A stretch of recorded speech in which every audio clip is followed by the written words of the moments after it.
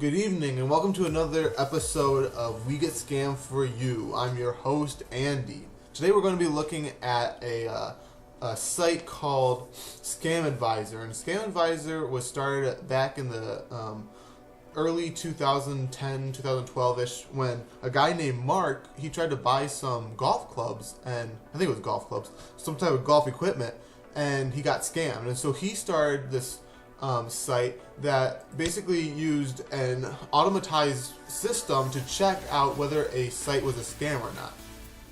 So, for example, you can search for any site here, for example, google.com, and it will check and show you a bunch of different info about it. So, for example, they think that google.com is 100% safe, which we know, or most of us should know, that it is safe.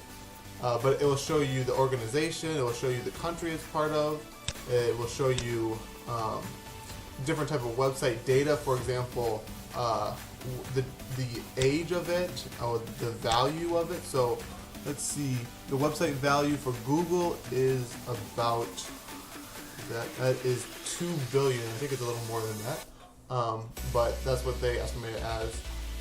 You have so many different reports on it here. So basically what the automation does is it takes all this data here that you find down here, and it runs it through a process, and then it will check it, and then it will give it a rating up here, a trust score that you can use to figure out whether or not a site is legit. Like, for example, we could go back and search our website, wegetScamForYou.com. So, for example, we get scam. If you take a look at us, you'll notice that we have a 65% trust score.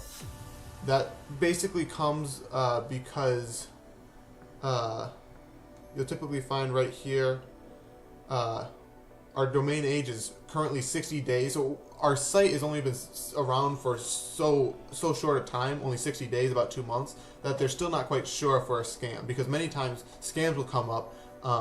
They'll start a site, scam a bunch of people, and then leave this site and start up a whole another site.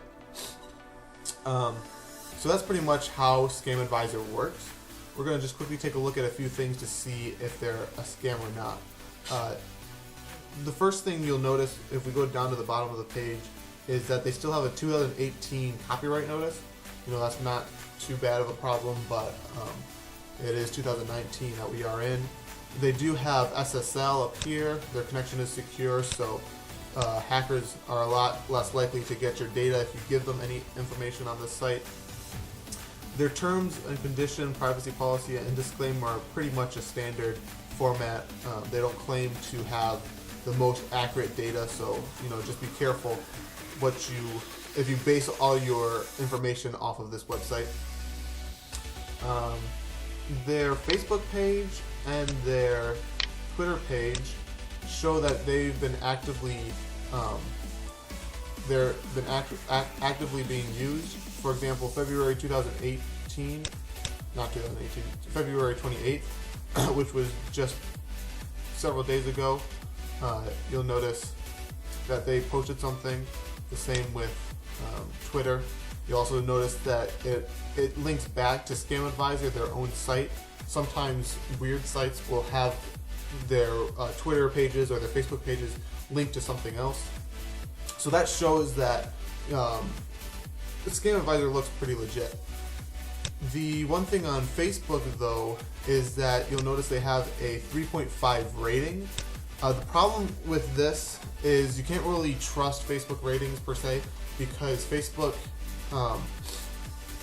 and the people on Facebook will most likely give ScamAdviser a bad rating, typically because they'll go to ScamAdviser and think that ScamAdviser knows everything, and ScamAdviser is just taking a bunch of information and then making a decision on that. It's just an automated process, and so sometimes they're going to get it wrong, and some people take offense with that and give them a lower score. The other thing on the site you'll notice is they talk about themselves being in the press. This is just more a little nitpicky and fun at poking at them. But you'll notice Oh, interesting. Look at that. They actually have our website here in the press. They link back to our article that we just did. That's pretty cool. They were recently bought out by Ecommerce Foundation, and so they have they have basically they're talking about themselves on their own website, and then they link to it in the press about it. But as you can see, they have our own article that we did up on them. So obviously now you know that they are legit. But anyways, yeah. So I would give ScamAdviser.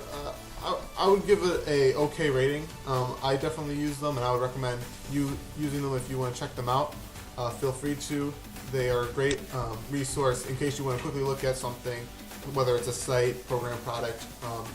Well, it has to be a site actually. But whether it's a site or something else, just check them out, and you can use them. They're a great resource. Thanks for watching. Bye.